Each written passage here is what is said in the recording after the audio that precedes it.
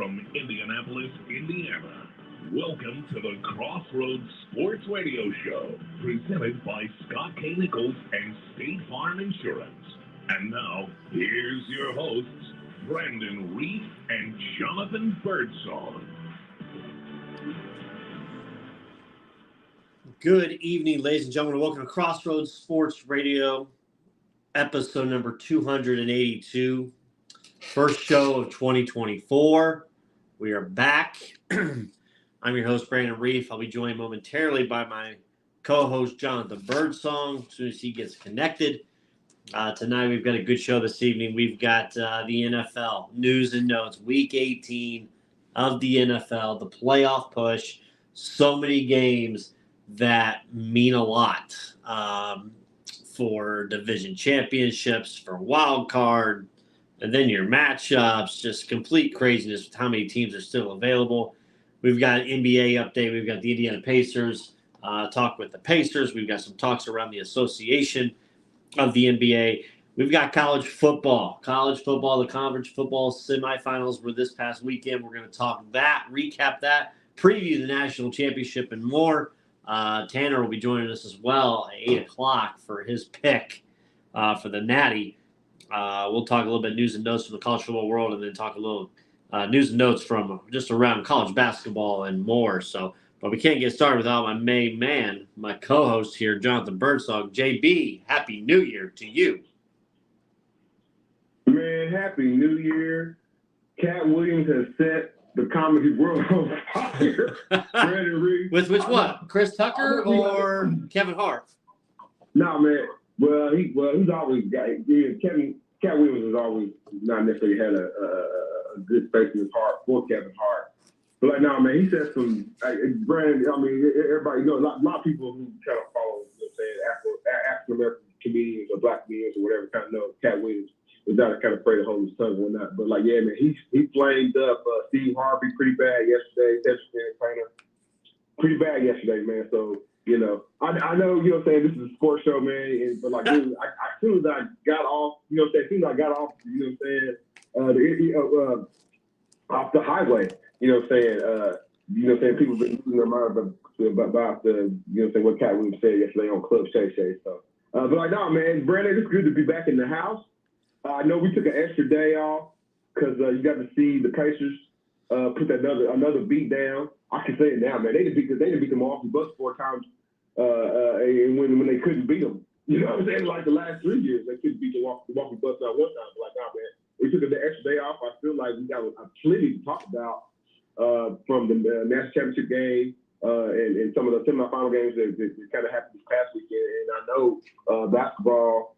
The Pacers, one of the hottest teams, if not the hottest team in the NBA. And, of course, we got to talk football. So, yeah, man, let's get into it. Yeah, absolutely. I would be remiss, John, if I didn't start the show with you.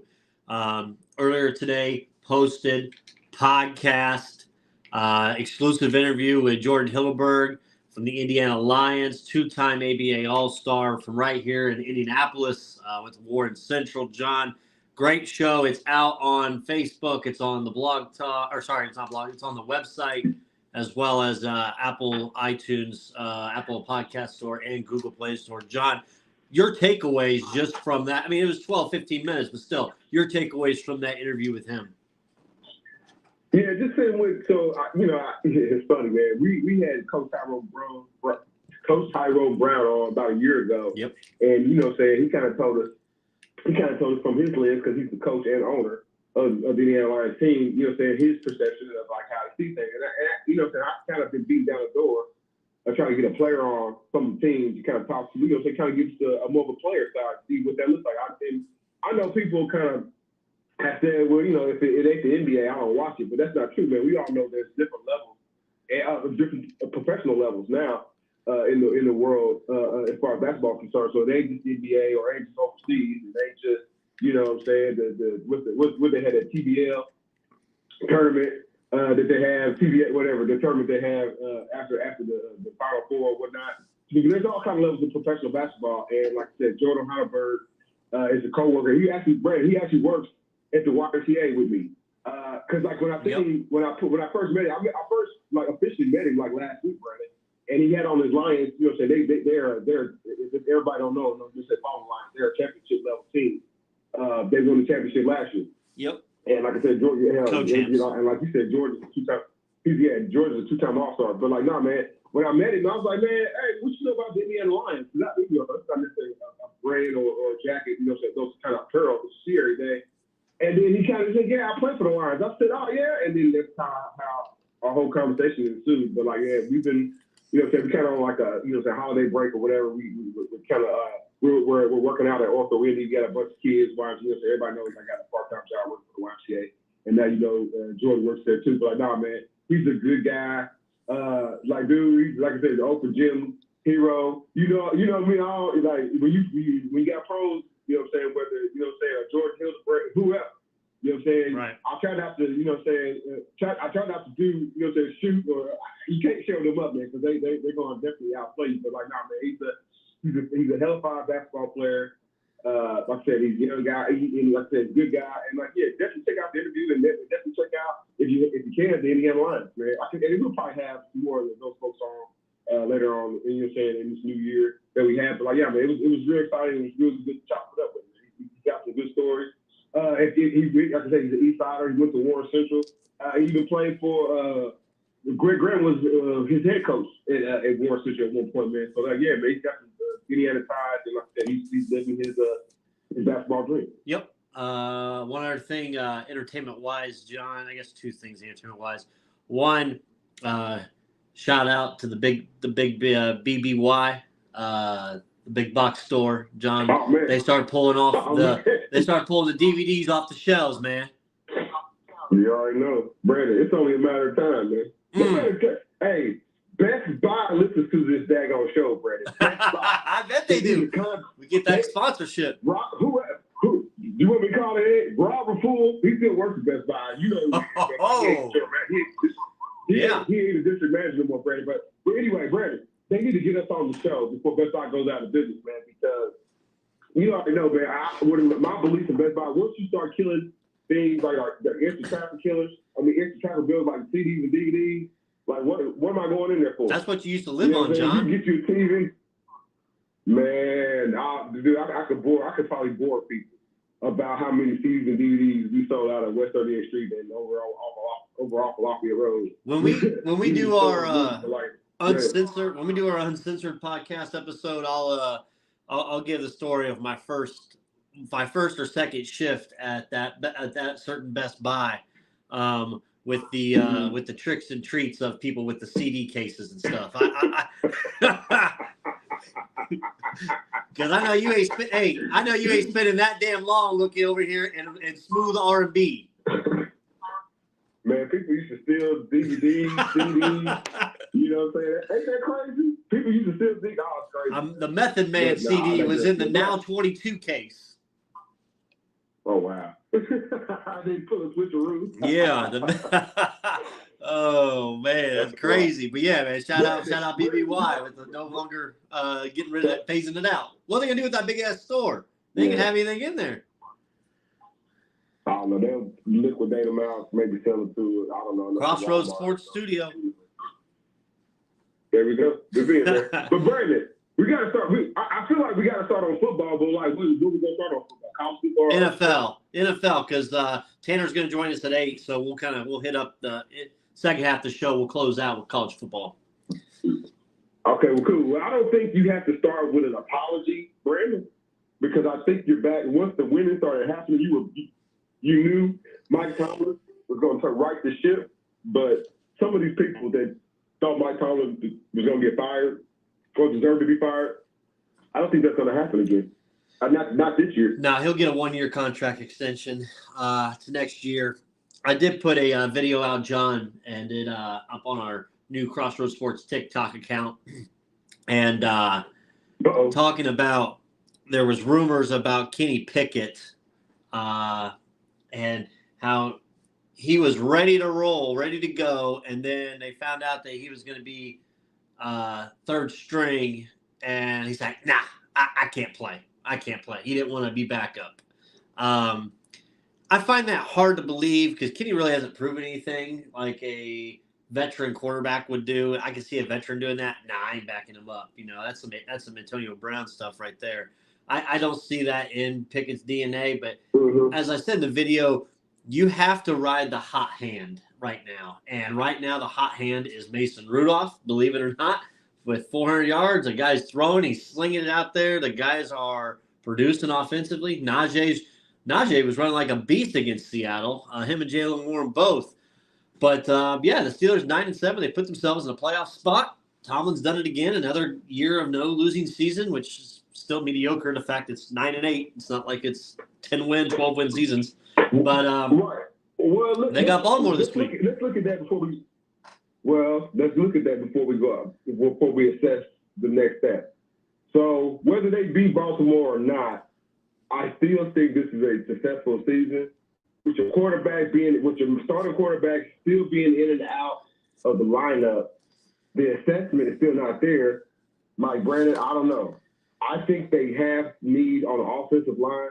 I think they also have needs on the defensive line because, again, people get long in the tooth. But, Brandon, I still think if the Pittsburgh Steelers are anywhere near, I don't know, you can try to put up the numbers where they would be picking that if they don't make the playoffs, versus if they do make the playoffs. I still think they got to assess and bring in better quarterback play for next season. Bobo? Well, listen, man, you want Bo Nix? Bo Nix, hey, y'all, we could get Bo Nix. He's addicted to college football. He's I love it. Love it. They zipped. Listen, man, I thought Liberty had a chance, and then Bo Nix was like, nah, man, don't you forget. But, like, that's crazy, though, man. So he's still going to play. So he played the bowl game. They beat Liberty. It wasn't even close. He looked like he deserves, he was a Heisman Trophy candidate. I'm not saying he didn't deserve to be there, but, like, man, I feel like he should be in somebody's NFL training camp. You know what I mean? But maybe I'm thinking, Brandon, I don't know, maybe not necessarily, but he might be there. He might be there because he won't be a top lottery. He won't be a top, top 10 pick, or shouldn't be. But he could be there. But I think they need to really look at quarterback. People receivers, Kenny Pickett, I get it, man. But it's probably some truth to that thing. Like, he probably man, I ain't no way in the hell I'll probably back it up. He probably said that though, Brandon. I believe. I mean, yeah, but he doesn't really have a leg to stand on with. But it's not like you had superb play or you're a veteran of 3, 4, 5 years of starting. You haven't proven anything, Right. But we'll see. It's they go to Baltimore. Baltimore may be resting their starters this week, which would give Pittsburgh, if they can go into Baltimore, get the dub. That's interesting. And then it's going to come down to some watching between the Jags and the Colts and Texans at that point. Brandon, who's the MVP? I know we. Oh, who's yeah. the MVP though? Who's the MVP? Who's the MVP? Who's the MVP? I believe Lamar Jackson, John. I think his odds are the favorite right now. No. He got to play though. He don't have to play. Man, it ain't that close. I know it's not close. I'm not saying. No, excuse me. Take that back. It's not that disparaging. KD, man. Look at Dak Prescott's numbers. I get it, man. The controversy with Detroit Lions. But man, that's the game the Detroit Lions won. That was Brandon Reed. What happened? Buddy, it's a wrap. What happened? Look at the full leaderboard. So Lamar's number 1 on the leaderboard. Dak can't beat him. Go ahead. Dak last week was 5th on the leaderboard. Before the week. Second was Christian McCaffrey. McCaffrey's not playing this week, so he's out. So he ain't gonna jump Lamar. And Brock Purdy had a horrific 4 interception game. That definitely eliminates you from winning a MVP. And then you go down to Tyreek Hill, who's hurt himself, missed some games, and had a house on fire. And then next up was Matt Stafford, 7th. It shows on him the leaderboard. So the thing is Lamar, man. I said it back in September. I pulled the audio for you. I said it to you and Justin Fox that my pick to win the MVP was Lamar Jackson, and y'all called me crazy. Called me crazy. I'm going to need some apologies from at least a couple of you. I just didn't think, well, Justin's not going to apologize. He's probably going to rub it in your face because, y'all got that Pittsburgh Ravens thing kind of going on. We'll win again. But I think I just think like it was just kind of far fetched. But I think he's gonna win. You know what I'm saying? I just thought that maybe Dak. That's like where's Dak at again? He was fifth. He should be at least third. Jerry Jones need to make that call. Jerry Jones will make that call, and he'll get him pushed up to second. Okay. His numbers ain't that bad, but like I get it. Lamar has turned it around. They turned it on the last 4 or 5 weeks. Yeah. The Do Buffalo 5 Ravens tutties. On the Dolphins, so man. I get it. They lit the Dolphins up, and that's your number 2 seed. You gotta be kidding me. That's a damn shame. I was disgusted for him. I have no America, y'all, because we've been so busy. You know what I'm saying? Dealing with, whatever I have to deal with. Whether it's Happy New Year or catching, doing the interview and whatnot, man. That was horrible, Brandon. That game, they're lucky, Brandon. They're lucky that the national championship and all the other things happened this weekend. And you know what I'm saying? What else happened this weekend? Oh, yeah, Nova got traded, all that. They lucky that happened because the Miami Dolphins, Brandon, I'm not bringing Tua back. Why would they bring Tua back? Oh! He's fine, Why John. would they bring Tua back? John, he's fine. Stop it. He's Stop fine. it. He'd be playing in Seattle. No, he's fine. Okay. Who else is out there they're going to bring in, John? Who's better? Nobody. A rookie? Not for that draft spot where they're at, no. Well, no, not for that draft spot. And they ain't got no picks because they trying to do that. Exactly. They lost it with Brady, so. Man, who's the new Tom Brady? Aaron Rodgers? He's going to get kicked out of New York. I'm just keeping it real with you. He's going to get kicked out. He's going to get sued by Jimmy Kimmel. It's not. ESPN and Disney is not about to co-sign that crap. You know what I mean? Mickey Mouse, like, remember, man, the Mouse ain't dealing with that. They ain't signing no checks for Aaron Rodgers. They don't care about him. Aaron Rodgers. Okay. I got bagpipes, man. Yes. For the Miami Dolphins, you should. I do have bagpipes for them. Because they're probably going to lose this weekend to the Bills at home and lose the division. That's horrible, man. The best team in Florida is Tampa Bay. You can't be serious. Baker Mayfield, man, he's about to have a big old contract. You see, he can get over $770 million or $770,000 in incentives this weekend. Crossroads Sports America. Baker Mayfield is coming to a town near you. He probably gonna command a $60 million. I can see him get $60 million. Hey, John. 3 years. Hey, John. Go ahead. I'd kick the rocks on it. Up in Pittsburgh. For what? I'd kick the rocks on it. He's gonna have to. Can he? I want somebody that can throw the ball. He can throw it. He hasn't. But he hasn't been. You know what, Brandon? He hasn't been a distraction down in Tampa. You know what I'm saying? He ain't been like that locker room, start talking that craziness, you know what I'm saying, to the media. No. Like, dude, they ready for you to fail. He's on the beach, man. He hasn't been that. That's why you'll get him and Michigan gonna get paid, bro. They getting broke for that. But like, how much money Pittsburgh got? I gotta get the elephant out of the room, man. I got people. Go ahead. More? You got more bagpipes? I got more. Give me a second here. I'm getting text messages like crazy, but I got to get the bagpipes out. Everybody's going to Undertaker. John, I got to know your thoughts, man. And I need you to help me because our sponsor, Scott K. Nichols, and fellow other people, we got to talk them off the ledge, man, with this Detroit Lions.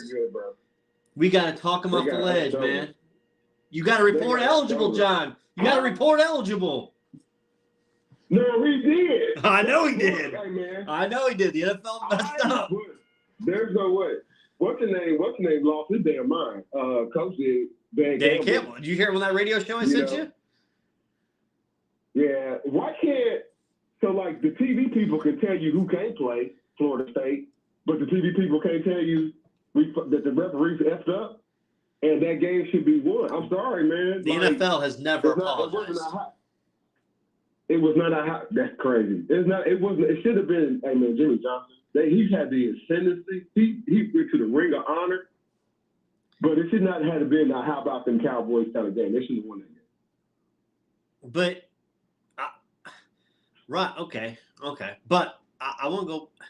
Listen, man, the Lions. You can't. That season ain't done, bro. Here's my thing, John. The Dan Campbell. Good. It was a great play the first time. Okay, so great play. Boom. He wasn't eligible. They said. Brad Allen says he wasn't eligible. So then they come back out, and then you're on the 7. John, I think he was so pissed off. I think Dan Campbell lost him the game because he got so emotionally invested, John. Dude, you're on the 7-yard line. The odds of you even getting that to begin with for the second try again is impossible, basically. So you costed your team. Go to overtime at that point. Take the points, as I texted you. Take the points. And then they got the offsides penalty on Micah Parsons. They got back to the 2 again. And then they threw a ball that, I mean, if Jared Goff would have thrown the ball, maybe it would have been on perfect. But, I mean, the guy landed short of the goal regardless. But I think Dan Campbell costed himself too emotional in this mindset. There needs to be a guy that comes to Dan and say, hey, man, I understand, but listen, dude, we got to look big picture. All right, no, okay. You always try to put these scenarios, scenarios. Yeah. I got one for you. What does Bill Belichick do in that situation? Take the points? Yes. No. What does Nick Saban do in that? No, man, they going for the win. Nick Saban, what does Nick Saban do in that point? Take the points? Well, if you saw this past week, you should have. What does Pete Carroll do? But, John, here's my thing, man. I'm going down. You have the momentum. You have the momentum against Dallas. Did you not? But then you got to deal with the overtime. The oil was leaking out of the engine. Man, them overtime rules are cookie, though, man. And maybe you didn't feel he coached up to them. I doubt that's true, but them overtime rules are cookie, man.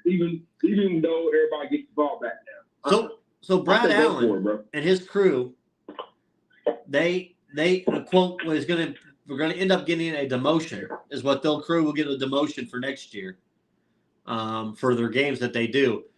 But guess whose games they get this week? They have a date with the Pittsburgh Steelers and the Baltimore Ravens this Saturday.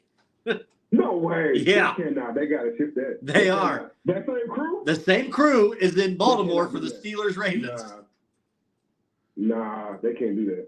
They'll be all right. Well, they might still be all right even if they ship the crew, but they can't do that. They can't have that. I mean, it is. Man, they better do something about it. If this is Adam Silver, he better call Adam Silver real quick. Get some advice. I got 2 questions for you. Who are you more concerned with as we are finishing the regular season?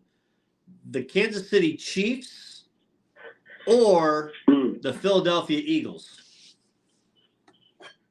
Damn. Eagles melting down, ain't they? Melting down. Oh. They can't beat inferior teams. They should have moonwalked.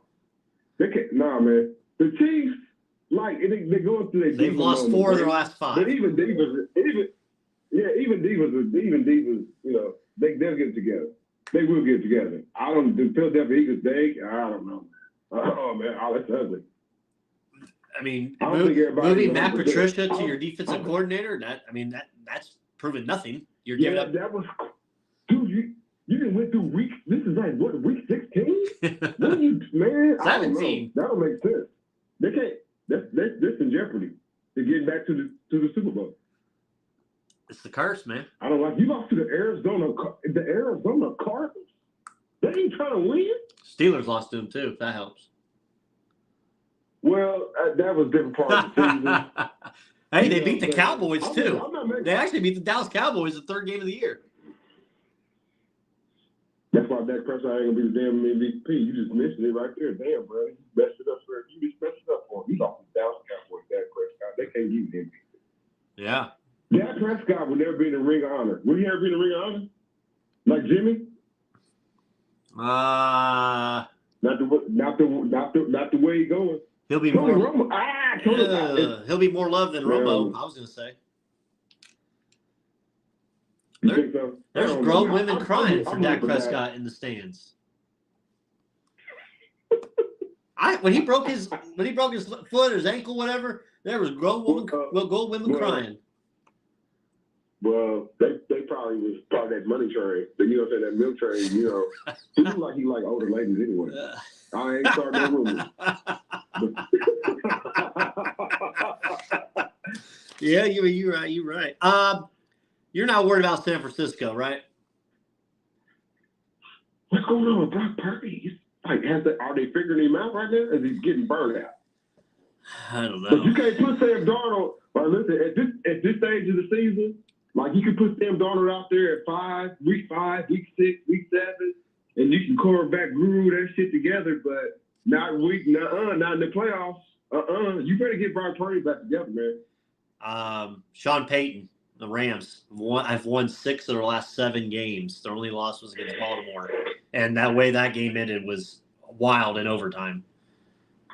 So, but the Rams are rolling, John, 9-7. They play the 49ers this week. 49ers are going to sit Christian McCaffrey. So you got to believe the Rams are probably going to end up being most possibly 10-7 going into the playoffs. And right now, they'd be playing the Detroit Lions and Matthew Stafford coming back to Detroit. Ooh. Yeah, you said this 2 weeks ago. Yep. But I'm not a believer. I'm not a believer in the Rams, man. They're limping in. They're trying to, make a respectable season, man. I just don't think they're dangerous enough to beat. But like you kind of said in the Detroit Lions, he got to play air-free football, not play cookie. Like, take the points. You know what I'm saying? Don't play you can't be too much of a gambler. I like his gambling edge, but go ahead. Who do you believe in the NFC South? Tampa Bay 8-8, New Orleans 8-8, Atlanta 7-9. Like, who the hell wants to win this division? Because I feel like there could be damn near 3 coaches fired from this conference or from that division. It's gonna be a Black Monday, ain't it? It's gonna be cold here. Obviously, our coach Steichen, he's safe, man. Hell, he's probably gonna be. He should be a top 3 candidate, coach of the year.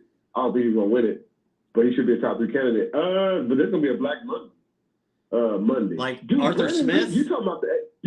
He needs to be gone. I feel like they've underachieved with him.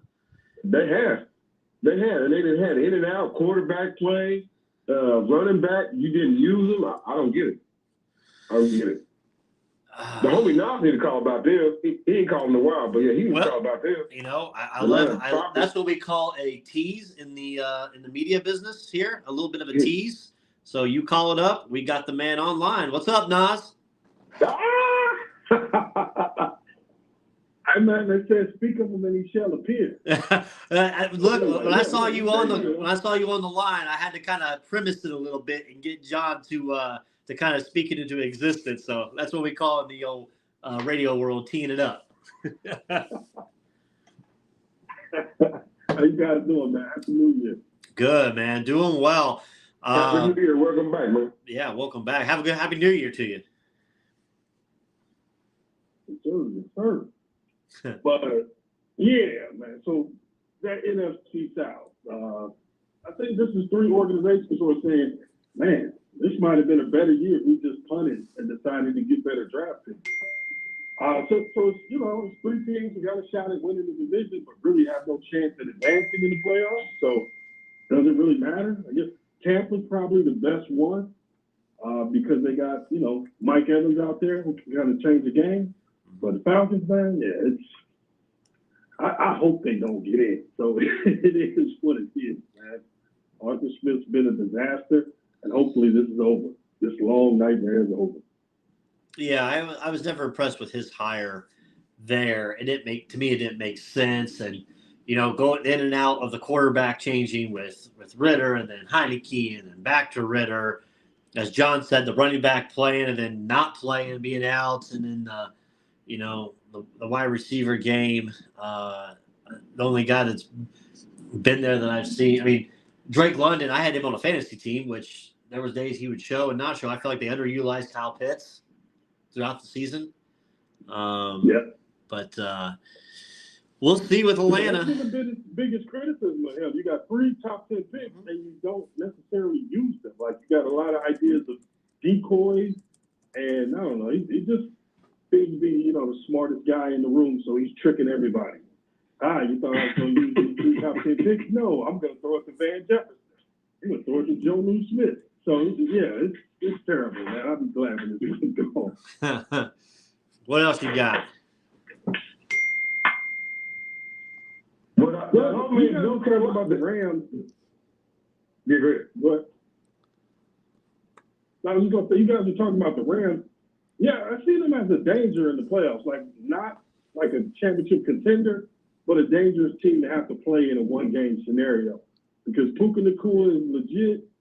Who knows if you get a game where Cooper Kupp is feeling better?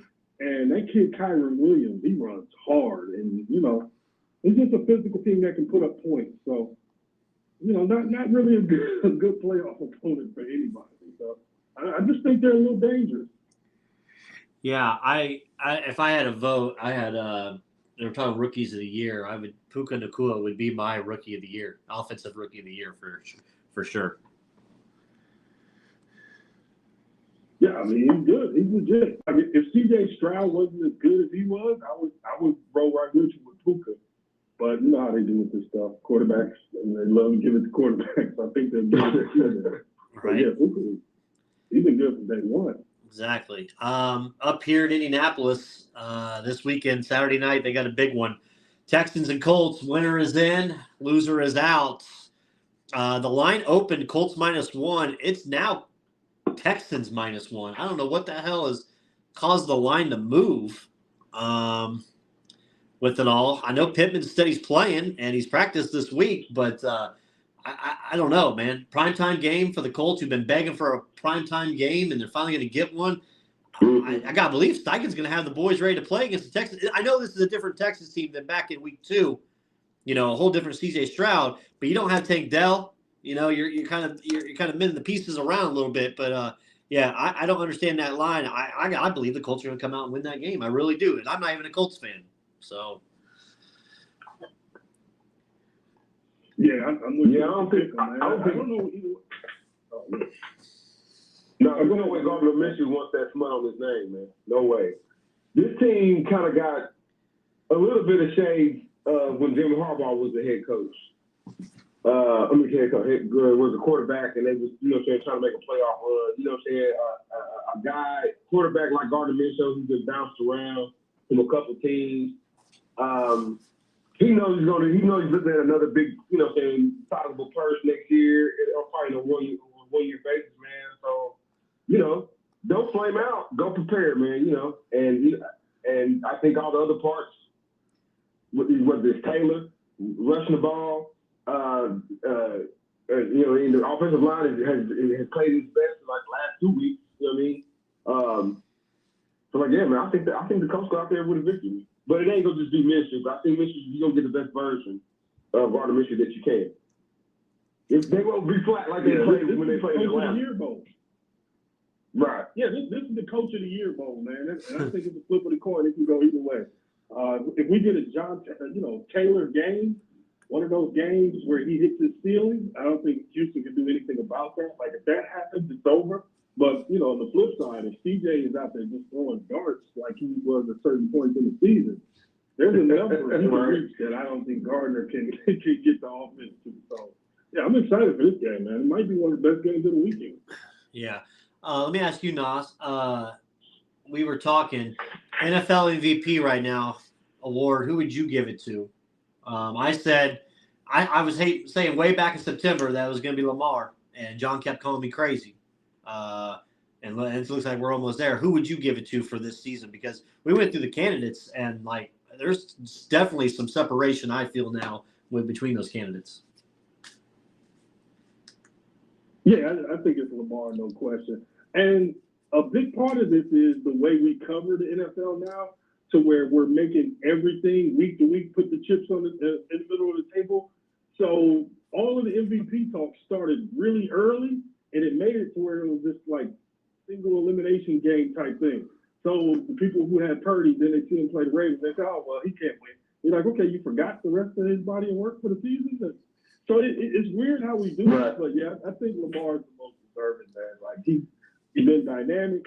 The leadership qualities are there. And bringing in Todd Monken was a huge benefit for Lamar to have an OC who's actually going to stretch the field and use, the weapons that they do have in different ways other than that last guy who loved to run the ball. Yeah.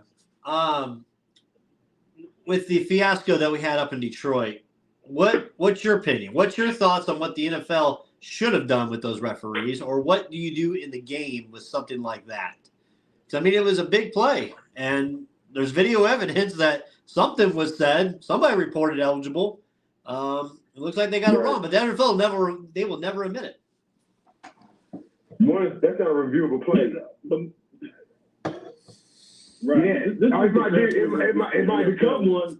It might become one like it's going further, but like right now, it just wasn't reviewable, so they could just go back and review the tape on it. Unfortunately, but like, no, man, go ahead now. I'm sorry. Beyond review though, it's just for like the incompetence we see from week to week. So they're saying that those guys are demoted. They won't work a playoff game as a crew. So, I mean, to me, that's probably the best the NFL is going to give us as far as accountability for officiating. But, yeah, officiating has been really bad. And did any of us think in year 2024, as old as all of us are, that we would still see old men with sticks measuring first downs? Like, there's a lot that the NFL could do about it. Officiating is one of those things. Yeah. But you want to go all AI? You want a robot? No, man, come on. I mean, we can't have them. We got to have people. I just want something exact. I don't want two old guys with two sticks and a chain. Yeah, but I like that a little bit. I like seeing them get knocked down by the players when they're coming out of bounds. I kind of like that a little bit. As long as they don't get their ACLs blown out. I kind of like seeing the old men go down. Lamar into a safety. Yeah, that was that actually helped me win the championship for fantasy football because I was playing Lamar in the game, the last player. So that definitely helped. Who is your pick right now? Because I know the NFC. I don't know if we can trust anybody in the NFC. I think that's proven right now that each one of these teams has something that's kind of defective with them a little bit. We've seen AFC wise, Baltimore's kind of ran it. They just beat down number 2 Miami, and John's saying Miami needs to get rid of Tua, which I think is wild enough. But right now, Baltimore, and I don't even know who the hell to pick out of the NFC right now. Everybody has a chance or could definitely lose it. Yeah, I think I'm still sticking with San Fran, man. I still think when healthy, they're a juggernaut, and they're going to run through there. I just don't see anybody beating that group, man. That's a really good crew. For the AFC, I'm with you. You want to say Baltimore because they got they're the best team. They got the most dynamic player and the best defense. But, dude, I'm putting all my chips in on Buffalo, man. I think somehow Josh Allen is going to get in there. And people have been picking them as favorites the past couple of years, and they're disappointed. But I think somehow they get there, man. I'm going with Buffalo, man. Revenge for the 13 seconds. Okay. I like that. I'm glad you didn't go with the old the Super Bowl conspiracy we've had from the last 2 years and going into this year with the John. I don't know if you've seen that the logo colors, the predominant colors in the logo, the teams that are predominantly those colors have been to the Super Bowl the last 2 years. And for this year to happen with the colors, it would be Baltimore and San Francisco with the colors.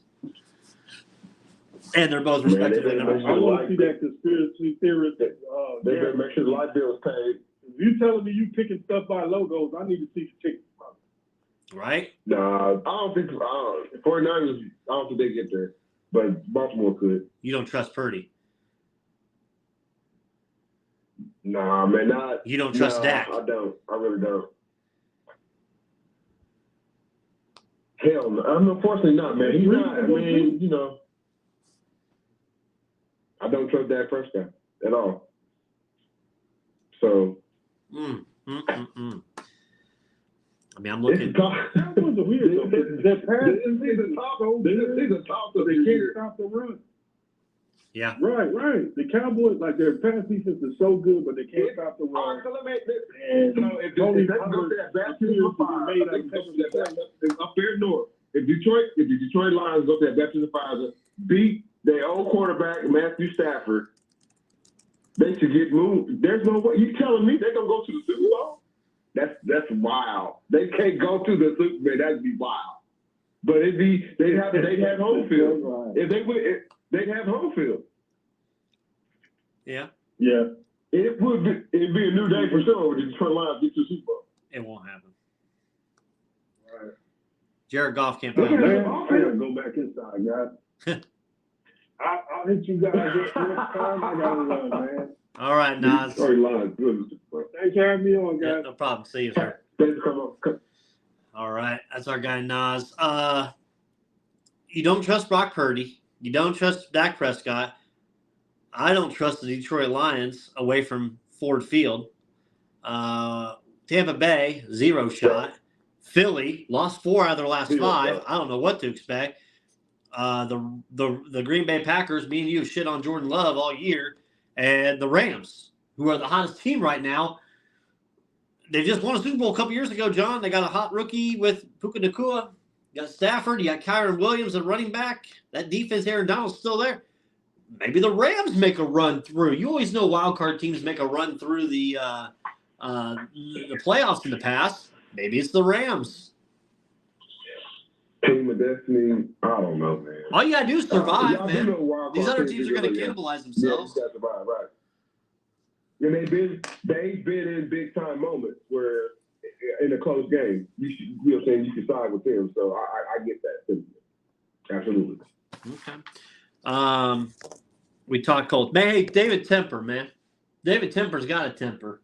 I would have been if that cat would have thrown water at me after I was talking shit to him, I'd be rolling down that thing right there with the chairs. I'd be rolling my neck hurting. Ooh, lawyer would be ready. The funny thing is, what do you do? Because Roger Goodell works for the owners. You fined him what, $300,000, which is what basically a little $2. What $2 is to us to go get like a gallon of milk or something, $3 something. Right. I would imagine, man, he kind of have to get in the same little crosshairs of, you know what I'm saying, like no time, like, you know what I'm saying, like, dude, you got to be on your T's, man. Like, that group of owners, they don't really like mess. Like, they might get messy like Jim Irsay did with the former owner of the Washington football team. Right, you know what I'm saying, how he got messy with Daniel Snyder, you know, back and forth. But it really didn't get to the levels of where they were, you know what I'm saying, kind of, well, who knows, man. Because, like, you know what I'm saying, all those emails kind of got floated out to the media. And, you know what I'm saying, billionaires and millionaires can make things happen. But, like, now I would assume that particular owner, now he kind of going to be underneath the micro, you know what I'm saying, the magnifying glass, like, amongst the other brother owners. Because, like, dude, they don't, like, the shield is the shield and the brand is the brand. And, like, that's you know, they don't, any type of smoke, like, you keep throwing anything at a fan. Right. Like, they don't condone fan, we don't condone fan versus fan. You know what I'm saying? We know how spirited, you know what I'm saying, you know, people take their fandom, you know what I mean, with baseball, football, you name it, basketball too. So, like, no, man, an owner, you know what I'm saying, mildly assaulting, however you want to look at it, a fan, no, man. However, so like $300,000, that is kind of, I think that number is there out there to appease you and me, and Joe Public. But I think behind closed doors, the dude's a billionaire. They have conversations like, hey, bro, like, you know, say, hey, bro, we put you in here, we brought you in to let you buy into the Billionaire Boys Club, and now you a fool. So like, they'll figure out a way to get him out. I do know that because there's somebody else that probably won't buy that team. You know what I mean? But like, he's put together a miserable rhetoric, a miserable resume already. You created all your picks for the quarterback, but then you forgot that you had to have other parts of football team. You know what I'm saying? And our old homie Frank Wright had a little spat with him. We knew as soon as that happened, I knew he was gonna be fire hell. He had a bad football team, but you know. Frank Rice is a survivor. I'm sure we'll see him on the sidelines next year with some other team. But honestly, in some capacity. But like, nah, man, this owner, you got to get himself together. Otherwise, he's gonna be a short-term Okay. We move forward a little bit here. Bagpipes for the third time. Tell LeBron, the Carolina Panthers, LeBron James. Well, I'm glad you said that. You're doing well tonight with the segues, John. And we haven't even talked the show format. And I swear to God, that's not what he's talking about. But I have to bring out the bagpipes because John, it was reported today by Shams, and I said this back when they hired this guy as head coach that it was never going to work. It was going to be a failure. From Shams. Quote, there is currently a growing disconnect between Darvin Ham and the Lakers locker room stemming from disjointedness around rotations and adjustments. The Lakers have lost 3 straight, 9 of 12, and are now below 500. John, the honeymoon is over. I said Darvin Ham back when he got hired was a terrible, terrible pickup, and it's playing right before our eyes. Can they trade him for Frank Vogel? They should. Really shouldn't have got fired in the first place. Frank should still be there. The Lakers fired Frank Vogel for Westbrook. That's who you fired Frank Vogel. And then Westbrook ain't there.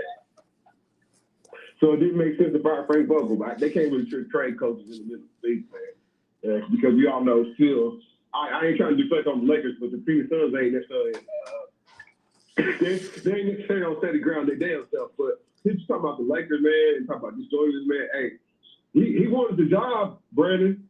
He wanted the job. He studied under. He was with the Bucks as an assistant for however long. I think he also did Darvin, this time with Popovich out there in San Antonio. But like, man, so he put himself in a position, man. Like, you got to coach these guys hard.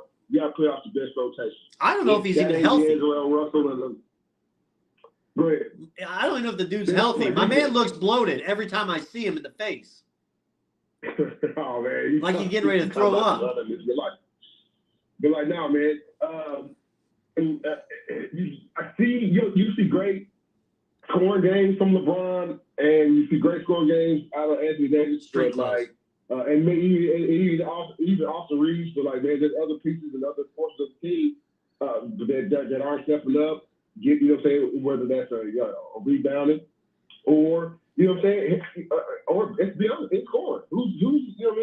This league's about scoring. Now, yep. 4 teams yesterday scored over 140 points, man. So if you're a team that just thinks you're gonna be floating around scoring 101 points, like, nah, man, they got different. Now I get, Brandon, like Steve Kerr said, how officiated. There's some truth to that because you can't, just because you sneeze on Jokic don't mean he's got to go to the free throw line. Right. You know what I'm saying? That's like, come on, man. Let's play basketball, man. So just because they get up in his jersey don't mean he got to go to the free throw line. There's that too. But like, man, the pace, everybody runs at a high pace. Like, but you got to have guys that can hit open shots. You got to have guys that can offensive rebound. And I don't think the Lakers have that right now. Okay. LeBron James can't do everything now. He is 40. You know what I'm saying? He can't do everything. Right. He do a lot of things, but like he can't do everything now. Okay. He might be the coach after the February. And for the 4th time. Oh man, everybody's dying. Now this one's close to our hearts, John. We need to pour one out for our next guest we're going to bring on here. We got about 12 minutes with him. It's been a bad week for D-Cop. It's been a bad week for D-Cop. The way that Alabama game ended, and he was in his Alabama PJs watching that on New Year's, the way he had to see that where they came back, they got the lead, and then they pissed it away there at the end, kind of how the defense has struggled a little bit all season. And then, John, the fact that those Indiana Hoosiers went to Nebraska and lost by 20, whoo! They got thumped in Lincoln, Nebraska last night. Thumped. That's not Indiana basketball. Indiana basketball does not get thumped at Nebraska. And with that being said, D-Cop, welcome to the show. Well, good evening. Thank you for that wonderful opening, Brandon. I appreciate the love. You're right. It's been a challenging week, right? I'll start off with the big red elephant literally in the room. Disappointed my boys got beat. Absolutely. Got to give Michigan credit, man. They had a great game plan. They played out of their minds defensively. They were stronger. They were better. They were better coached for that game. So I can't make any excuses for Bama. They didn't play the best they could have played, but that was because of Michigan. Because let me finish. Because of Michigan, they didn't play the best. Let me finish. I'm sorry, okay. What I'm saying is they didn't play the best they could have played because Michigan didn't allow them. Michigan didn't allow them. And you know, and that's tough, right? That's tough to swallow. But with that said, you know, we talked about what 14 weeks ago, and we you know, I was being told maybe 8 wins at best. So from an Alabama perspective, no. I'm serious. If you want to run the tape back, So what I'll say is you get to this point. There's no running the tape back 8 now, man. They got that championship. Listen, I said we're good. Listen, good season, very good season, right? But it didn't cap off like they wanted it. They made the last mistake. Yeah. No, they did. I can't say. So everybody's gonna question the play calling of Nick Saban. Was he supposed to throw a fade? Let me tell you this. Go ahead. If you go back, there's video, right? It was a wrong read. The play was a good play based off of what they've done. But if you have a wrong read by your quarterback because your guard get blown up, that happens, right? Michigan blew them up. I mean, you got to give all the credit to Michigan to get the play and all that stuff. They blew it up to make it a wrong read. They affected the quarterback like Nick Saban talks about every week. They affected the quarterback, man. And the people are like, oh, I know you're pissed. Yeah, you're disappointed, but pissed? Nah, man. You got to give credit where credit's due, man. And you're right, Brandon. I did watch it by Alabama pajamas, by the way. But with that said, man, you got to give credit where credit's due, man. And you got to move on. I mean, all this extra stuff and money and cheating and all. No, man. I think people think that Alabama was going to roll this year. It's going to be a 40-25 game, man. And that means you ain't paying attention to Big Ten football. However, you think the media said Michigan didn't play nobody in their preseason, that might be true. But they beat Penn. I mean, they played the team. I mean, Iowa can't score, but like Iowa got good players. That's the problem. They didn't pay attention. That's the problem. That's the problem when you listen to the media, right? They get you all hyped up because of the teams they want to win, and then people start spewing the same thing that the media said. You got to pay attention yourself and bring your own conclusions. So many people do that, man. And I had a conversation with you all sponsor a little bit about that earlier this week about paying attention to what's really going on, not what people are telling you, right? Just pay attention, educate yourselves on it. But again, enough. The season's over for Bama, and I'm gonna tell you this: I got Michigan. If I'm a betting man, and I guess I am, I'm probably taking Michigan in that 4.5, man. I'm 4.5. I think it was what? Yeah, they're giving 4.5, aren't they? It was still 4.5. Yes. Yeah. I would because you know why? Because they play like men. They played like men on Monday, man. Yes, sir. I get it. You want the team to eliminate your team. No. Whoa. Michael Page. I don't give. Let me be clear. I don't like either team. I could care less. Neither team I could care less. He don't give a piss about nothing but the Tide. I'll probably watch maybe one quarter. I may watch one quarter. No way. It's Monday night. You want to say, well, at least my team lost to the national champion. That's what you want to say. Jonathan, have you ever heard me say it before? Never. It's not Tuesday yet. Listen, fanboys do that. I don't talk like that. Okay. No. That's not wrong guy. I haven't given my official pick yet, but Penix Jr. beat Michigan with left the top already. I guess. When he was with IU. He beat. Go ahead. I get it. What I'm saying to you is this: I'm not going to bet on the game. However, if I had somebody put a gun to my head, I'd take Michigan in the 4.5. I haven't watched enough of Washington, nor have I watched enough of Michigan to really get it. What you saw against Texas, and who got the better quarterback? Hey, can I tell you something? You're probably not going to be surprised about this. After Bama lost, I had 3 of the 4 of my granddaughters here, man. I went up to their room and I played with the kitchen set the rest of the night. Oh, you didn't watch the game? I didn't watch not one play. Listen, no, really. I said, you know what? I'm not gonna be sad. I'm gonna go up here with these people who make me really happy. This is all. I think we all need to rejoice. It's an all Big Ten national championship.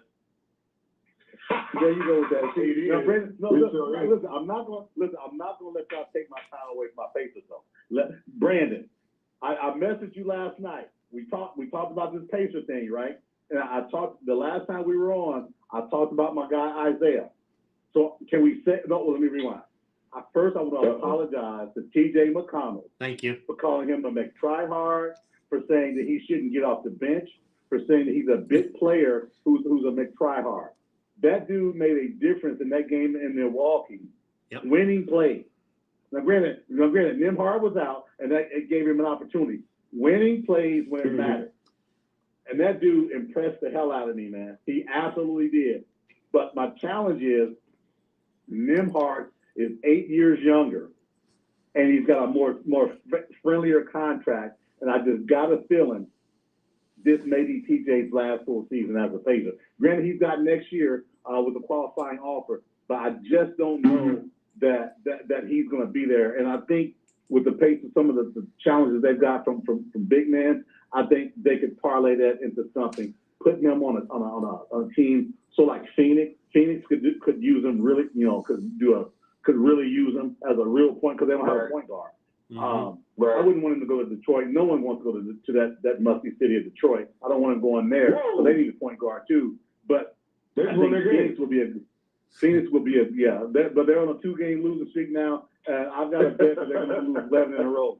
But back to my boys over the last few days, right? One of the things I like about what they've done, right? They put another ball handler in the game with Halliburton. So when these teams are blitzing him, they've got another real ball handler. And I'm going to tell you this, Mr. Brown, Mr. 2 years at 45, won't see the second year. If he does see the second year, he must have a picture of Rick Carlisle. He cannot bring the ball up. Some things with the He was turning it over last night. No, absolutely not. And you know what? One of the things is they talk about he can guard 1 through 5. He can't guard 1 through 5, first of all. He can't. But the other thing is he was a guy that was a role player around 3 great players that's being exposed. So no big love there. But again, Pacers had to pay that money because you can't go more than 2 years under the cap threshold. I get it. I'm not mad at it. I need you to get it together, man. Maybe John, you need to apologize to Jalen Smith and Isaiah Jackson. No, real quick, guess what? Isaiah Ben Mather a little bit. Ben Mather. Gotta forget about Ben Mather. I didn't forget Let me tell you, I wasn't done yet, but I want to let you get your in. Ben and Isaiah was just at Shelbyville about a couple hours ago. Let me tell you this. By the way, Brandon, they both play roulette. Hey, Deacon, I was after the Pacer game last night. I was down in Shelbyville till about 2 a.m. Hey, can I tell you something, man? Me and the wife were at Anderson when I was watching the Pacer game last night. Damn. But listen, I love the fact that the way the Pacers are playing with the pace. They ratcheted up the defense a little bit, not great, but I'm gonna tell you, I got a good feeling that Isaiah Jackson is going to get that 20 to 25 I thought you guys about 2 weeks ago. You can't keep him on. You can't keep him on the sideline. And see how he played with fire last night and the night before. Because I know you like Isaiah Jackson. He's a little bit more athletic than Sheway, and definitely more experienced than the other kid that is drafted from Houston. But like, man, I don't know, man. He's probably you talk about man, you talk about who's gonna be their last year as a Pacer. Sometimes I think it might be him, man. But I get it. No, you can't because guess what? He's got 2 years after this one, right? Because they gave him a qualifying offer. He's got next year at 3.5, and he's got the year after 6.1. and it's a player option. So I think we'll be in a situation where he'll stay. I just really believe that. I think we're into a situation where it's a Goga Bataki situation. No, are you kidding? Jonathan, you and I, we couldn't be further apart. Goga was allergic to paint. Goga was allergic to paint. Just if you name him the paint, he's lost. He's 7'12". Stop. Come on, man. He's a coach, and he was disrespectful to the coach. He's not Goga. I don't know how you see that. I don't know how you see that. Because I look at more players. Okay, look at his free throw percentage from rookie year. Look at his free throw percentage rookie year to now. Look at his field goal percentage rookie year to now. Look at his player effectiveness from NBA rookie to now. Come on, man. This dude has grown leaps and bounds. You got to watch it without a biased perspective. And I know you're not overly biased, but I think this. I don't know. Maybe you and Isaiah have some words or something. I don't know. It's those dreads. It's the Dread Brothers. Personal foul. Man. Tell him he don't have to foul so much, man. It's okay. Listen, we talked about this. If you got guys getting broke down off the dribble, he's gonna protect the rim, man. He got fouling out. Those are good fouls. He's stopping 2-point baskets, and one. I'm telling you, we disagree on this one, Jonathan. We are way apart on this one. But as a Pacer fan, and I know you are, you got to admit, it's good to see these guys winning, playing that type of ball, in spite of a control freak as a coach. I still say he's a control freak. Not a big fan. He does come off like he challenges him though, because and that's what I still like about Coach. He comes off like he challenges, like in the old school way, not like just in your face. It's like, dude, you a $1 million basketball player who can jump higher than I can. Behind the scenes. I'm with you. Yeah. So you still got to have. Otherwise, man, you gonna have somebody just be a pushover, man. Man, that might be great. That might be what's going on with the Lakers. Well, we definitely don't want Frank Vogel back in the state of Indiana ever again. I think he proved in that Toronto series that he should never have been a coach of the Pacers. I don't care what anybody says. What about the players? Go back to the video. Go back to the game. Where you gonna hold them accountable, D-Cot? Hold the players accountable against Toronto. Come on, man. He's the one who allowed them to whine and moan and groan all series long. That's why they lost, because they weren't playing like winners. But don't get me started on Frank Vogel, man. You know how I feel about Frank Vogel. But listen, I'm gonna listen to the show online. Hold on, I got one more thing. You're avoiding it for some reason. You don't want to talk about that 20-point thumping at Nebraska? That's not IU basketball. Okay. Did you guys see my man, Mr. Pack, for University of Miami last night play against Clemson last night? Nigel Pack. Did y'all see Nigel Pack last night? Yeah, home of the East side. He's got 2 years. Really well he just signed 2 years with Miami, man. He's not coming back. He's not coming back to you. No, I know, but listen, I gotta give the homeboys a little bit of love, man. But you're right, though, Brandon. Hey, it was shameful. I was sitting at the bar, right? I'm watching, my boys, my Pacers get this win. Then they click over to Indiana, and I see this Asian dude pumping his fist, all hyped up. I'm like, what's this guy's problem? And then they show the score. I'm like, wait a minute. Is that Jeremy Lin? I thought it was Jeremy Lin for a minute. Stop it. No, I know. I was like, what's going on here, right? I was like, what's this guy happy about? I've never seen the state of Nebraska have an Asian basketball player, ever.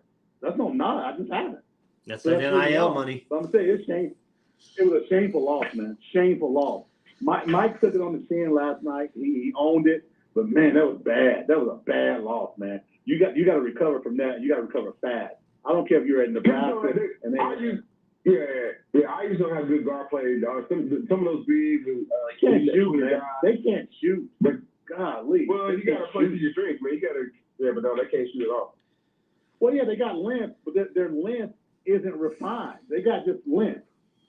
Those guys got to be refined. There's this is gonna be a tough season for those guys because they can't shoot themselves on a paper bag. Mm-hmm. And that's gonna be their problem. I don't even want to say Achilles heel. That's gonna be their big challenge all year long. I mean, maybe 8 wins in the Big Ten. Maybe Big Ten play, maybe. Yeah, but we'll see what happens. I mean, I'll be watching. Mm-hmm. Yes, Brandon, I owned it. Yes, my boy Mike Wilson is still my dude. Still the best guy they've had in the last 15 years. That's 2002. Let's see, this 20 years.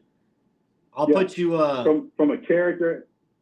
Yeah. No, I hear you. I just had to give you some shit for it, but I'll I got you, man. I'll put you back on hold, D-Cot, so you can listen to the show. Okay, do that. I appreciate it, fellas. Appreciate the show. Hey, and thanks for giving me a lot of help about my boys. And yes, we'll talk about next year and the draft and all that stuff like that. So I'm anticipating 5 Bama players in the first round this April draft. All right. Thanks, sir. Uh-oh. We'll see. All right, fellas. All right. That's D-Cot, John.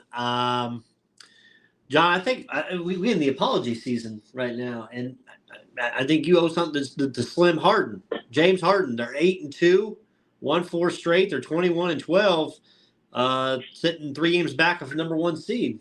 Harden and the Clips starting to roll. It will never happen. The apology will never happen, and they will never get to the Western. They will never get to the championship game. Okay.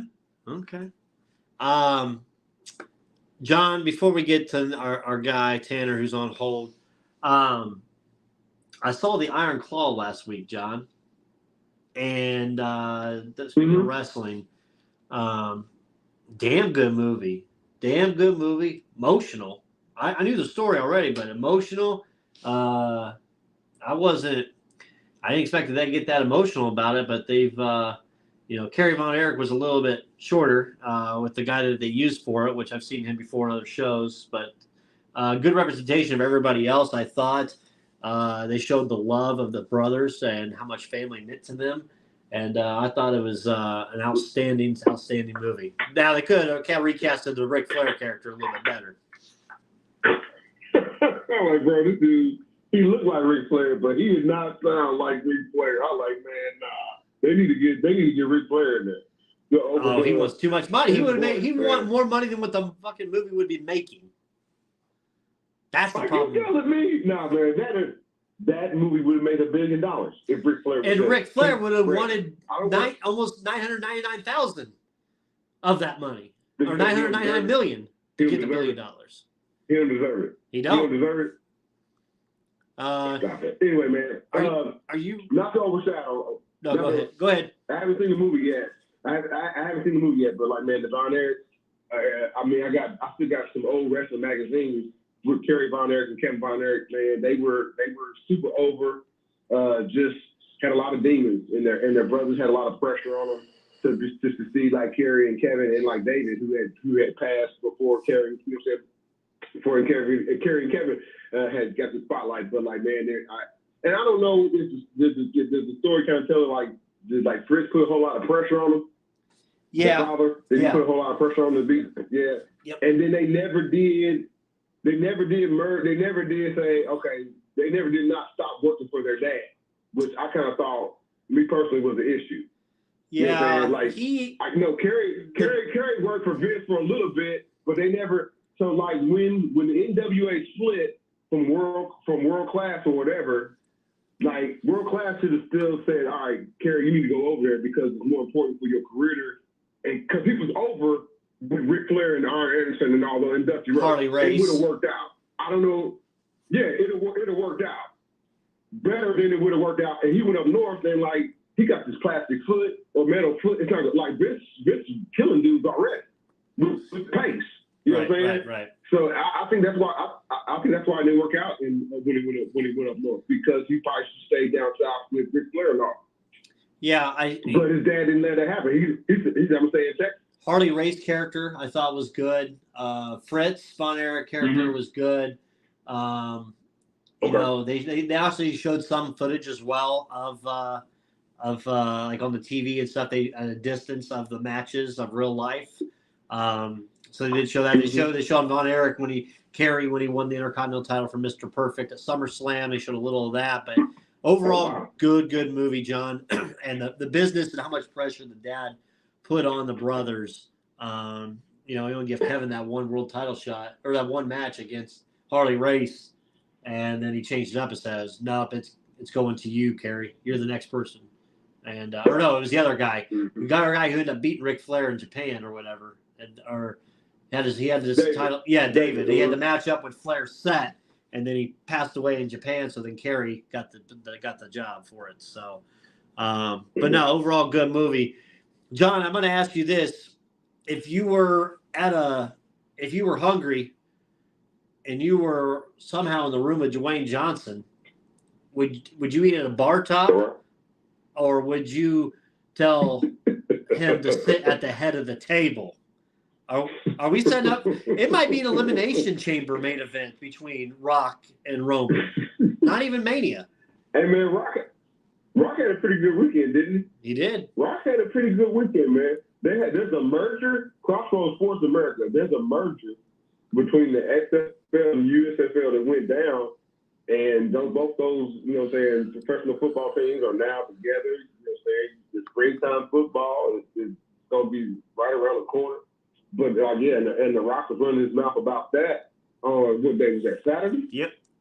And then Monday, he shows up on Raw. Man, I not jokingly say that. That's too. No, it was the same day. It was in the morning. No, it wasn't the same day. It was the same day. But it's good to see The Rock back, and he shaped well for him. The pop was incredible when he came out there. You know what I mean? The pop was incredible. I don't necessarily know, I'll be honest with you, Brad, like going in a program, like toe-to-toe, mic to mic against Paul Lee and or even Roman Reigns, like he'll win that. But I don't know if I don't know if he's ready for the in-ring stuff just yet. Because he's been away for so long. Okay. But we'll see. All right. Well, we'll go from there to. It's so hard for me to sit back here in this studio looking at a guy out here hollering my name when last year I spent more money on spilled liquor in bars from one side of this world to the other than you made. Yep. You're talking to the Rolex wearing, diamond ring wearing, kiss stealing, wheeling dealing, limousine riding, jet flying, son of a gun, and I'm having a hard time holding these alligators down. Woo! Tanner Penrod, welcome back to the show, my man, after your sickness. What's happening, fellas? What's happening? Not much, my man. Happy New Year to you, and we have the national championship approaching us. Yeah, we do. I've been listening to the show a little bit today, yeah. Big game on Monday. Ready for that.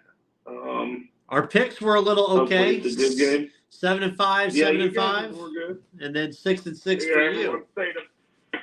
Everybody above 500, so that's good. Yep. That's the way I see it. So, but yeah, good week of college games and everything. A good week of football. I thought it was a solid holiday break with games, even on the Christmas games and all the way through that. I thought the NBA games were pretty good on Christmas Day and even through that. So yeah, good holiday action. Absolutely. Go ahead, bro. No, go ahead, John. I had a question, man. Did either one of you see? I know we all kind of timed in. We seen, Ole Miss beat Penn State. But did y'all watch Tennessee or Maryland? Because they had some sit out. Oh, I think you're talking about his hot woman. I watched that Tennessee. Woo! How bad they dog walked Iowa. Yeah, they did. Dude, but Tennessee, I feel like the backup quarterback he might have been better than the starter.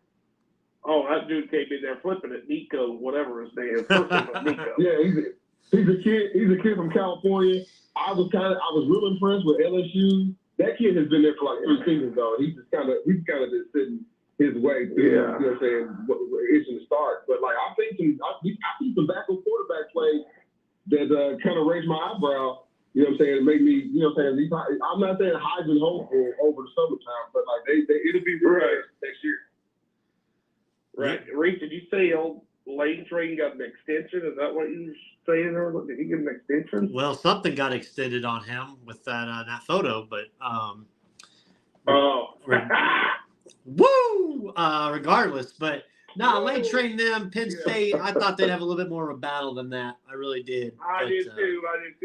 I really thought Penn State. I thought defense would show up more in that game, and that defense really didn't show up for Penn State. Ole Miss kind of did whatever they wanted. Yeah. And we got what we expected out of that Oregon Liberty game. Liberty tried to hang in there, and then Bo Nixon and company just absolutely dog-walked them in that second half. Yeah. I know John will be upset because you know how old school John is. Oklahoma State just got a boost for next season. Their quarterback, Alan Bowman, was just granted another waiver. So this will be his 7th season in college football. It sounds like he's Greg Paul. This is the Greg Paul of some football. Gee, Christmas, how many more years can they get, man? 7 years? Dude, he's a professor. 7 years, John. He's got to have a PhD in bull riding when he's done down there in Oklahoma. John, he threw for 605 yards for Texas Tech against Houston in 2018, making him the only active quarterback to throw for 600 yards in a game. He's legit going to be Chris Winkie in the NFL, but Chris Winkie at least tried to play baseball first. He will be 25 midway through the season next year. Oh, my gosh.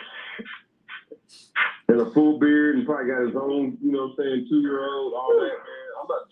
I'm not judging. I'm just saying, man. Hey, John, let me hear you, man. Playing against some 17-year-olds. So, 17-year-olds out there. So 2 things. Kansas State's ex-quarterback, Will Howard, going to Ohio State, taking over. McCord's out. Is that what he just announced? Yep, he just announced. So he'll be going to the Buckeyes. But John, because that dude from Washington State, I thought he was going to go there, but he just going to go pro. Yeah, I think I'm surprised Jukins is leaving Ole Miss too. That's weird as a running back. You know, I mean, the running back, weird. All these players going pro at the quarter. I feel like it's so quarterback heavy right now. I don't know if all these guys should be going pro, but whatever. John, let me hear you say, man, what kind of travesty that was with Florida State just getting boat raced by Georgia. John, the floor is yours. I think it's a bigger travesty that Cal McCord got ran out of Ohio State, man, to go to where he ended up at Pitt. He ended up at Pitt. They had better quarterback play. He was a big man. They try to put everything on him because they lost to Michigan. Brian Day started eating some of that up. All right, and I'll address Florida State here in a minute. Okay, and I'm gonna probably lose my mind, Brandon. You got me tuned up. But at some point, man, Ryan Day, as Maurice Lorette said, why can't they get another coach? Okay, that's what Ryan Day. Hey man, when Jim Harbaugh ain't there next year, what's gonna be your excuse, Ryan Day?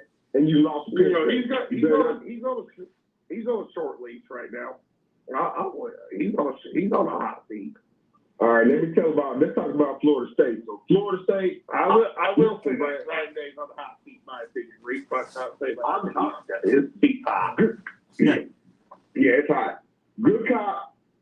Florida State, they had like 37 dudes that opted out or transferred. So you know why? They were pissed at the TV people saying that they weren't good enough. Like, you got to play Georgia? We can play Georgia? For what? For a complimentary bowl game that don't matter? F that. So the dudes, they didn't play. And then Kirby Smart comes out there, he rolls up the score 63-3, and then comes out the next, you know what I'm saying? Oh, man, this needs to be changed. Well, dude, you didn't call the dogs off. He didn't call the shark sucker. Man, Kirby Smart, Brandon Reed, I lost respect for the Orange Bowl a loss for strength for Georgia, if I had any, right? Because they had all kind of controversies. They played what they had to play, John. Yeah. They played Ball State and Vanderbilt, man. And who else they played? Swamp Dragon. Robert Morris. Swamp Dragon, man. Georgia. Don't tell me about no damn Georgia. Then you got Florida State. I'm about to go back up. Here we go. Back up on Florida State. Because Florida State's so full of crap. They want to pay. They want to get out of the ACC. Dude, you can't even keep your players. How are you going to get out of the ACC?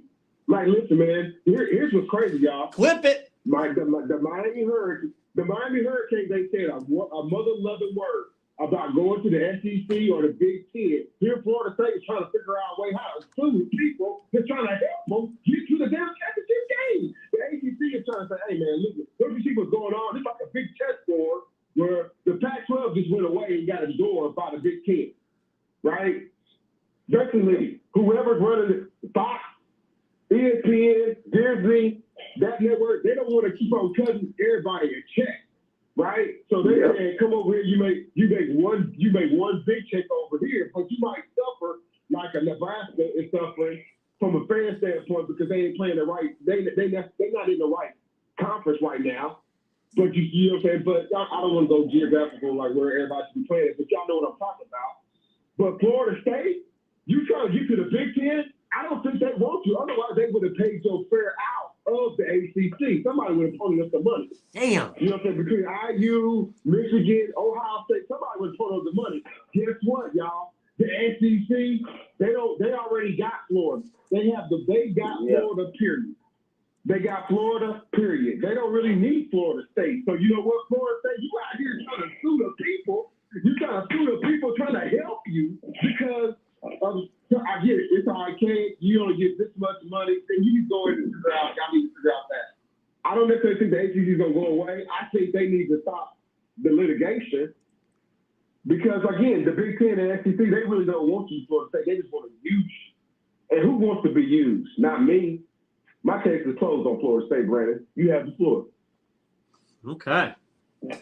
Yeah, it was something. I'll tell you that. It was something. Yeah. Tanner? The Orange Bowl got to matter, and it didn't matter. Now, I lost my mind. Go ahead, Tanner. Well, the Orange Bowl don't matter because they got rid of the Orange Bowl. That's where it was at. I mean, so when they tore that down, I mean, now you got you know what I'm saying. Now you got Miami. You know what I'm saying. Miami, yeah. Now you got Miami playing over there with the Dolphins playing. I mean, it's like UCLA playing to clear up there in the Rose Bowl. The damn kids can't even get drunk because it's a 30-minute car ride just to get up to the damn game. So I'm like, you kids, you want them to fill the state. They can't even come in. They got to go so deep. They got to take a damn bus. That's the last thing they want to do. They can't even stumble up. So tradition. Yeah. So now you got UCLA. Chip Kelly's pissed about that. That's why no one goes to those games because they got to go so damn far to go to those games. He has the best thing saying about what they should do about this other thing. We've talked about that. Yeah, I like this point of view. But I'm with you. Yeah, Florida State, I guarantee you. Yeah.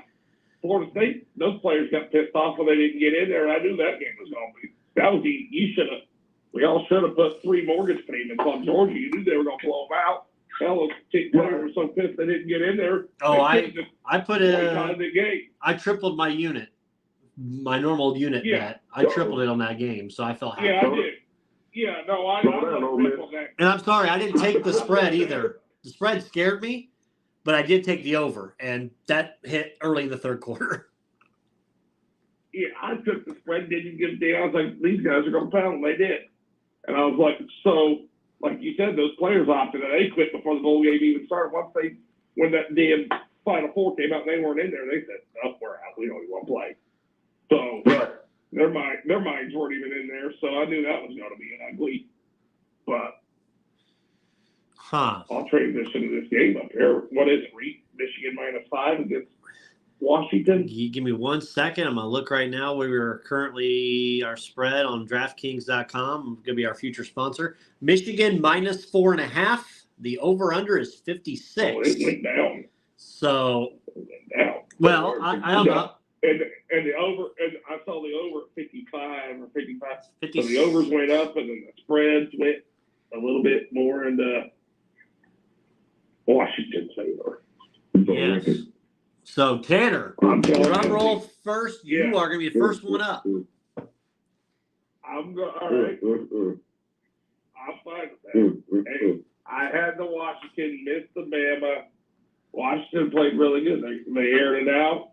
That second half, I feel like Texas made some plays that weren't going to let them burn them deep. So then they just started deeking and doinking them underneath and burned their ass up in the second half as well. I just think Michigan D's a little bit better than what Texas had. I think it's going to be tight. But for some reason, I think Michigan, at the end, they kick a field goal, they win by like 7 points. I have a feeling Michigan wins by 7. I think Washington will have the ball at the end to try to come down there and put like a game-tying drive or maybe go ahead if it's only 6. But I think Michigan will stop them. So I'm going to go Wolverines. Our ball probably goes to the pros. Kicks rocks. Gives that goddamn trophy right to that Big Ten, whatever he was that suspended him and said he could polish his thing up and cram it, and I just want it. See you later. All right. Hey, he's going to exit stage left, and Wolverines are going to win. Oh, man. What's going to happen? All right. So Tanner is on to Michigan. Boys, when I look at this game, I see Michigan, who can put up the points on offense. They've got a pretty solid defense that we saw against Alabama. And Harbaugh and the team has went through everything this year with his suspensions, the Michigan versus everybody, the controversy, all that, yada, yada. Michigan's finding ways to beat Ohio State. They curb stomped Iowa in the Big Ten. They took on Alabama. They had a great first half against Alabama, shitty second half. They held on, came back. True teams that know how to win championship come back when they face adversity. They did that in overtime. They drove the ball down their face. Blake Corum scored a touchdown. Michigan won.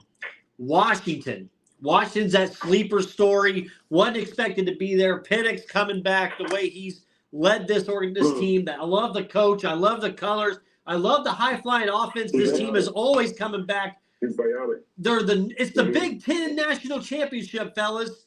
We got 2 Big Ten teams in this. Yes, it's 2024, so I'm calling them in the Big Ten. I am open arms to Washington. I love this Washington team. I think it's going to be a great game.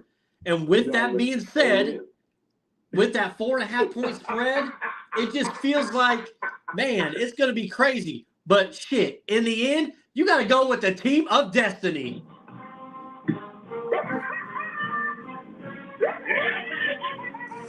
Go Blue! Minus 4.5.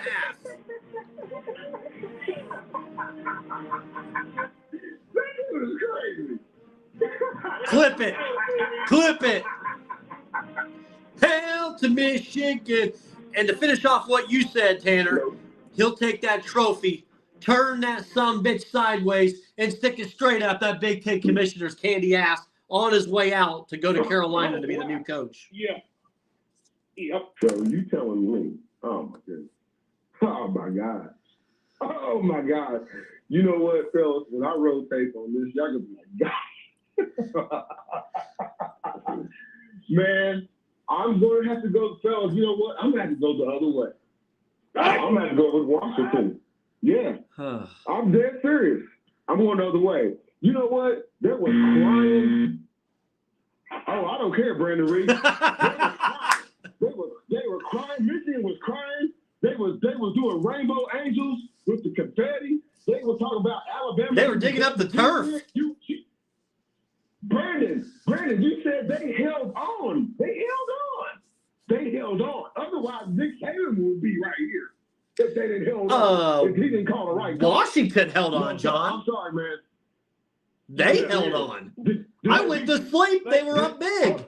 Whoa. Wait a minute. Yeah, are you saying So wait a minute, hold on. You said Texas, we ain't back? Texas ain't back? No, they ain't back. They said that we back. They ain't back. Texas is back. They ain't what back. What you talking about? They ain't back. No. Back to the bottom They of the said SEC. we back. Yeah. No way. They gonna hold their own next year. I'm eating my crow on Texas. They showed they came back. Let me tell you something, man. Washington beat Alabama. You forgot about that. Washington beat Oregon twice. You forgot about that. Washington played a better, you know what I'm saying? Than Michigan. You forgot about that. I get it. Jim Harbaugh, he got to come back. But dude, he's been cheated his way to get here, man. And he don't want to be here really. He don't really want it. They don't want it. I'll start preaching. The Michigan don't want it. They don't deserve it. They was crying at the Rose Bowl with the teachers. Everybody had a rose.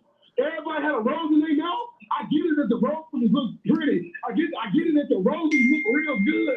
I get you want to put they were crying. Dude, they emotionally spit. Washington Huskies. Michael Penix Jr. has put himself in the first round of the NFL draft, man. There you go. Give me the Washington Huskies. Did you hear Michael Penix's press? He was talking about freeing his homies out of prison. Hey, man, free them all.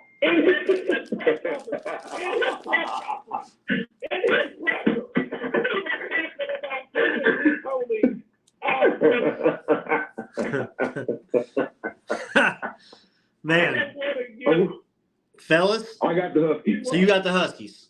All right. I got the Huskies. So to recap it, me and Tanner got Michigan. John's going with the Huskies. Boys, it has been a hell of a college pick'em year. Long as we got to talk about Alabama. And this may have been our best year yet.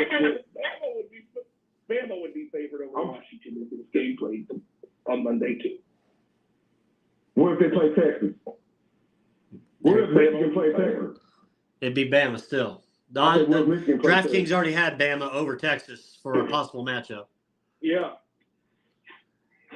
Really? For a rematch? Yeah, they did. Hey, now let me tell you this. Committee kind of got it right? We got number 1 versus number 2, what we want. Yeah. We did. I think they did. I think they got it done. And I'm not trying to, I know you were going somewhere with this being a hell of a season for Reef. Go ahead. Yeah, no, just say it's been a hell of a point. Notre Dame. No, I'll just say it's been a hell of a pick'em season for us, boys. We've had a lot of laughs, a lot of ups and downs. Yeah. If I had a producer right now, I'd have him pick up all the highlights. We'd have a highlight tape to post. Oh, man, I'd be epic. So, Tanner, we'll bring you back on afterwards. We'll recap. We got basketball going forward. I was down there with the girl, and we watched that Carolina-Kentucky game. And Kentucky won. Hey, I'm just going to tell you, Kentucky actually looks pretty good this year. Not gonna lie. They're gonna make some noise. Cal's got a team this year. That team's gonna make some noise. Oh, I got. Okay. And Carolina probably get knocked out in Sweet 16. I mean, that's a given. So, no. All right, Tanner. Don't be like that. Appreciate you, my man. Yeah, I know. Yeah, we'll recap it. Yeah, I'll hop back on here after the final. I'll get back on here. We'll shoot the breeze some more. All right, buddy. Appreciate you. Absolutely. Enjoy the game. All right. Thanks, fellas. Take care. All right, that's our guy Tanner. John, we got a call. We'll take another one here. We got Crossroads Sports. Who we got? Oh, hell, you got Roy. Oh, Roy. I love it. It's the Mud Flat Mafia. It is the Mud Flat Mafia. Oh, Mud Flat Mafia. Love it. What's on your mind, my man? What's been on? I'm just curious, if y'all want to talk some local wrestling real quick. Absolutely. We got time, Brandon? Yep, absolutely. Oh, hell. Delaware County Fairgrounds, the 13th, which is a Saturday, the world-famous Mud Flat Mafia are going for the titles against them Double U girls at IPW. Uh-oh. Okay. Oh, hell. And they're having a battle royal, and all 3 of the Mafia are in it. Let me tell you what. Ooh. Facts are, somebody's going to win that. You'd eliminate your partner, right? You'd eliminate him, right? No friends, no only enemies. Well, I'm telling you what, we ain't gonna do it like Demolition did and go at it. We're a team. We're a cohesive unit. You see what I'm saying? Uh-huh. Facts are, if it comes down to three of us, we've already worked it out. You've heard of rock, paper, scissors, right? Yep. Right. Oh hell yeah! We'll just rock, paper, scissors right there in front of the crowd, and you know what? Winner can have the next title shot. We just want those tag team titles is what we're going for. Oh hell. Yeah, you guys are due. Wow. Due for those tag titles. And in Indy, you got the Squared Circle Expo coming up in March. Yes. And the world famous Mud Flat Mafia is going to have a booth out there. Ooh. Uh-oh. Out there at the Wyndham, Yeah. Wyndham East or West? I forget what the location was. You know, you're right, Wyndham, West Side. Okay. On the West Side. Yeah. And word is those headbangers are going to be there too. Set up Okay. a possible match. Well, if you for sure gonna be in the Circle City, I'm pretty sure Crossroads Sports will probably pull up on you for sure. So We'll have a booth for sure. It's locked in. Saturday. It's locked in. Saturday of the show.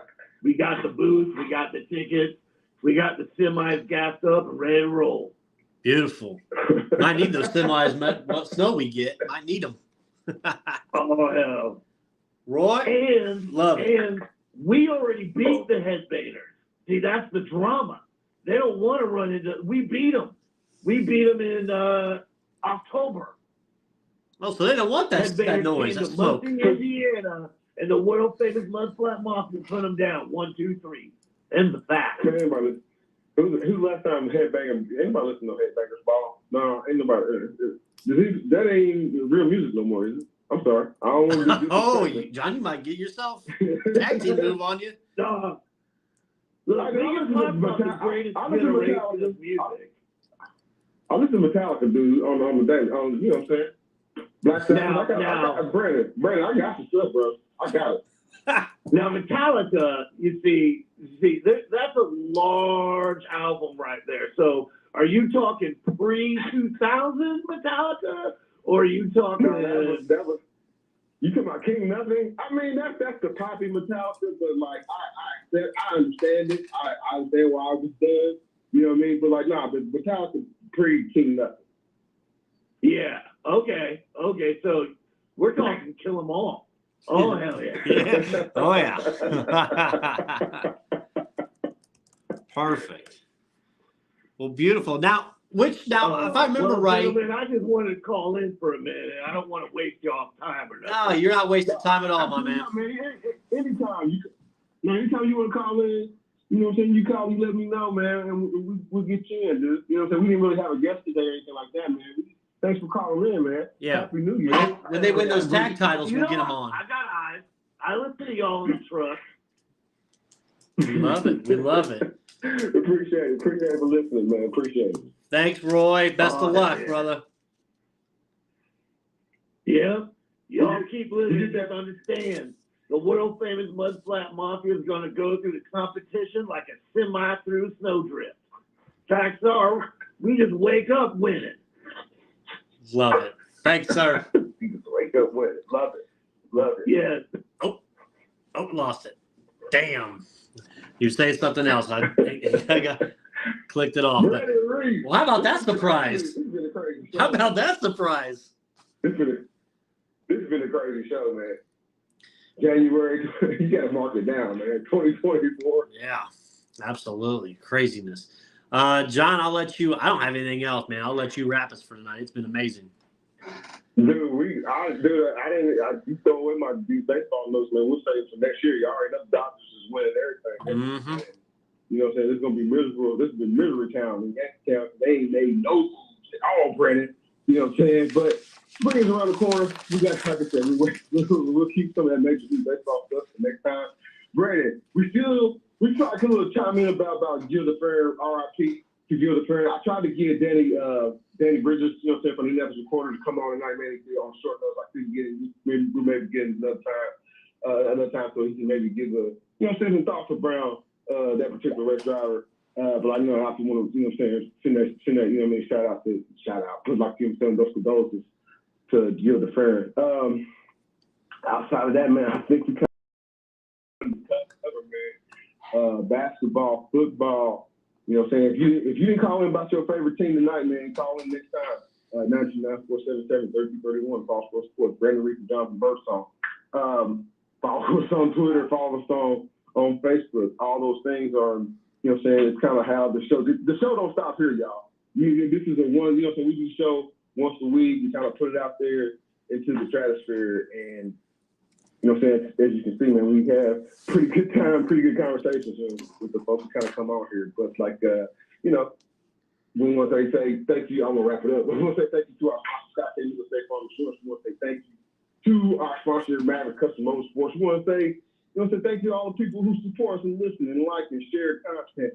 We want to say thank you to them as well, man. How could we do Crossroads Sports without everybody, support, man? Brandon Reed, Jonathan Birdsong, Merry Christmas, Happy New Year, man. We'll see you next time, man.